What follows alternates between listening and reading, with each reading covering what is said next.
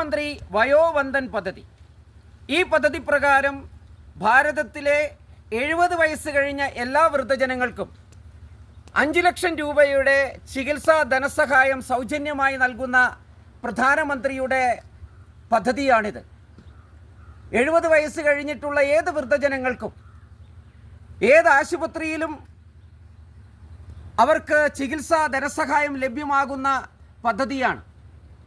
ഭാരതത്തിലെ ഒട്ടുമിക്ക സംസ്ഥാനങ്ങളും ഈ പദ്ധതി വളരെയധികം നന്നായി നടപ്പിലാക്കിക്കൊണ്ടിരിക്കുമ്പോൾ നിർഭാഗ്യവശാൽ നമ്മുടെ കേരള സർക്കാർ മാത്രം ഈ പദ്ധതിയോട് വിമുഖത കാണിക്കുന്നതായിട്ടാണ് നമുക്ക് തോന്നുന്നത്.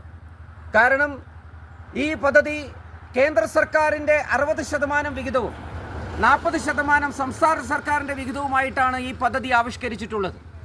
നിർഭാഗ്യവശാൽ നമ്മുടെ സംസ്ഥാന സർക്കാർ നമ്മുടെ കേരളത്തിലെ വൃദ്ധരായിരിക്കുന്ന ആളുകളോട് ചെയ്യുന്ന ഒരു അനീതിയുടെ ഭാഗമായി, അവഗണനയുടെ ഭാഗമായി ഈ പദ്ധതി കേരളത്തിൽ നടപ്പിലാക്കാൻ വേണ്ടി തയ്യാറായിട്ടില്ല.